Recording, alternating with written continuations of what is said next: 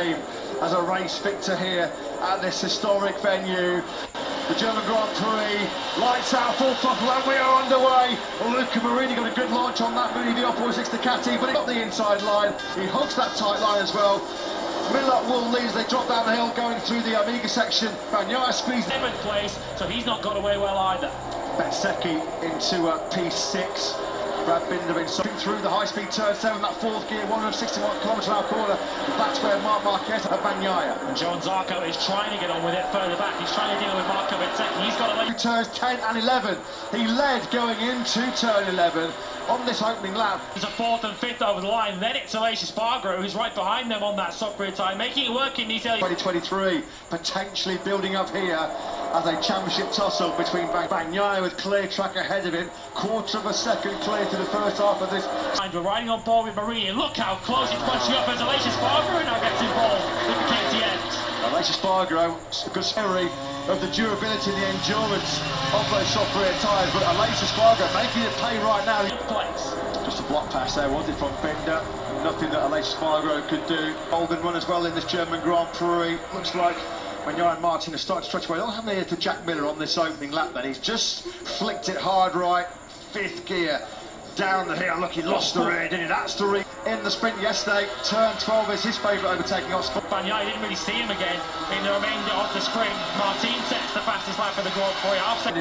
In that first corner, crash which left him 91 points behind. Bagnaia already halfway around this lap has fallen half a second adrift of Jorge Martin. It's turning into a similar story. Of course, is giving the top 3 the chance to stretch away at the front. Martin again.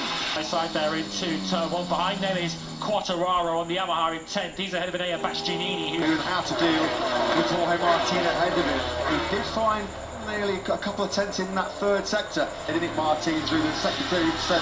He's able to turn so much better. What did Bagnaia learn from having got clear of his teammate Miller? Does appear to have the pace to run at the front of this race. He's currently 1.5 seconds off. Putting pay to Zarco's podium hopes here. A long way to go, and he is so adept, isn't he, at tyre management in the second half of the race. Contact between him and Miller. Zarco on the Australian, who's struggling for pace at the early part of this race. 7th place, but he is 3 seconds off the race leader, despite his personal best lap last time around. That was the moment that's raging for 10th place, not where we thought Quartararo and the Beast would be battling at the Sachsenring pre-season. So far halfway around. Got just slightly wide, didn't he, there, Bezzecchi, trying to brake as late as he possibly could. It just pushed him slightly off the optimal. He set the fastest lap of the race, so 1:21.302, but just 2.5 seconds later, that was immediately bettered by the latter 2 of those. Binder and Zarco are quicker than the pair of at times now, with a bit of clear air in front of him as he starts to really reel in Brad Binder. How many points in this Grand Prix?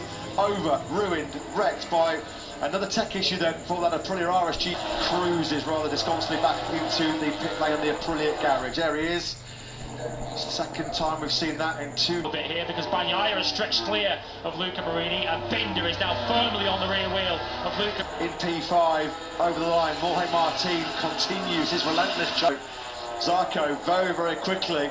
We were trying to find out a way through. A repeat of yesterday, isn't it, really? Martin versus Bagnaia at the front as Bezzecchi launches it late on the inside of. Well, be able to latch on to the leading pair. We ride on board with Binder down the hill through the Ralph Walden curve, and look how it closes in on Marini. Binder onto the inside. He's not allowing Marini to turn in. Martin could be within striking distance, just 16 points behind Pecco Bagnaia. Would have gone through the very loud pit lane. Let's go and get some thoughts. So, Simon, you spotted what happened. And I went and had a look. There's no fluids anywhere, so it's obviously something internal going on. His season back on course, back at the front. And Pecco Bagnaia. Joan Mir, wasn't he?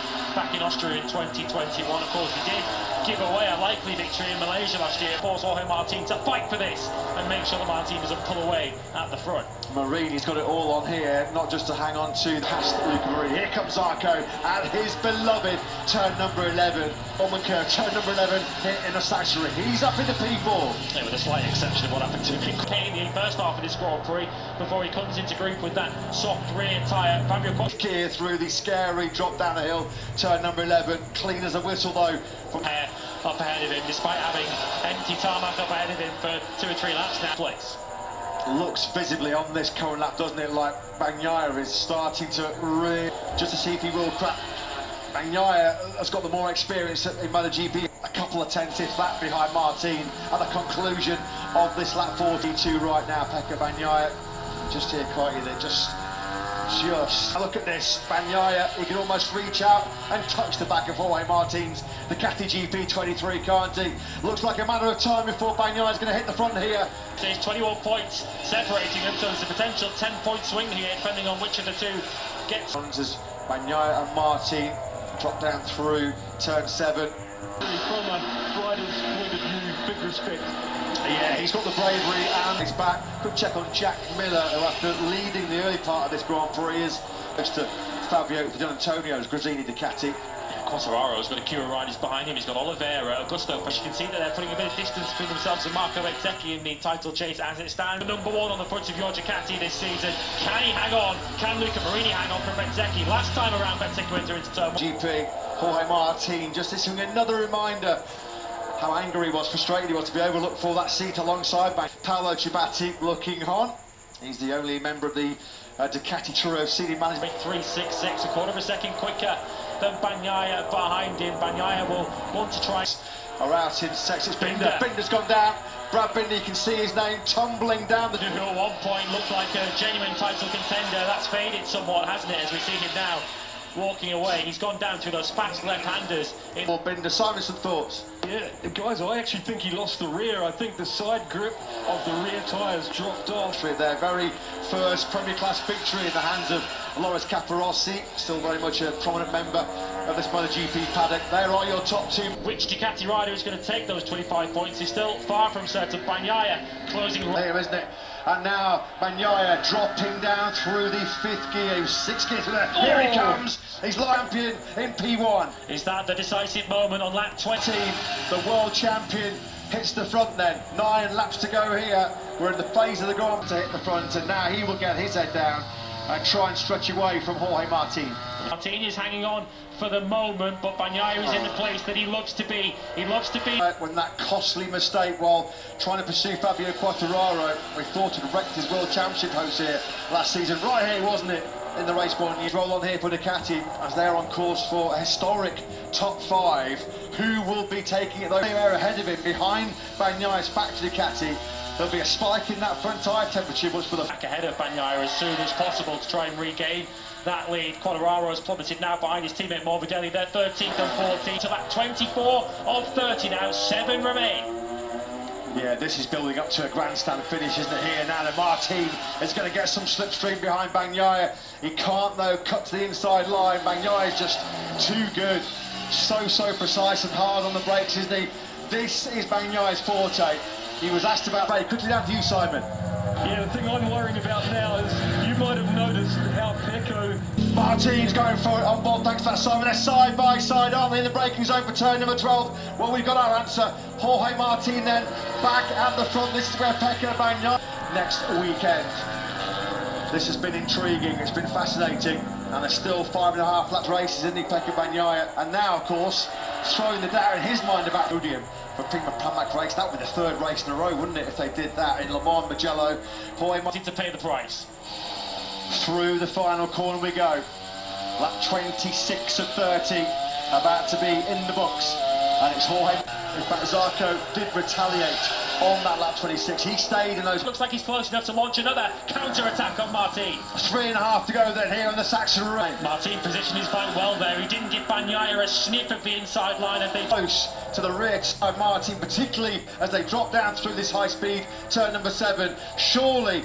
pull out a quarter of a second, which doesn't sound like much, but with so little time remaining. Millimetres away from Martin's rear tyre as well. They sweep, power the Ducati, 5th gear, and again Martin so good. He gets great drive on the hill coming out. The waterfall, Martin is quicker. Bagnaia getting into a good position now to line up Martin. He's going to have a good run onto the They touch, coming. He stays on board the factory Ducati. Has he got anything left there now as they drop through turn number 3 for the final time? Martin on the brink. Big final lap here. It is the last lap of a champion. Does Pecco Bagnaia? He's got 0.3 of a second to try and close down. Bagnaia going for those extra 5 points in the World Championship. He knows now half, he launches it. Jorge Martin, that's what, half a dozen bite lengths on Pecco Bagnaia. He trots it down this final corner, turn number 13, he goes defensive, and surely Jorge Martin has got this one. Come on, line, side by side. Oh, inches in it. How close was that? But it's Jorge Martin of a second, his first MotoGP win in his last 35 races. It is Bagnaia. Johan Zarco does take third place, Bezzecchi Marini fourth and fifth in what is an historic, all the he does the victory roll, he looks to the skies.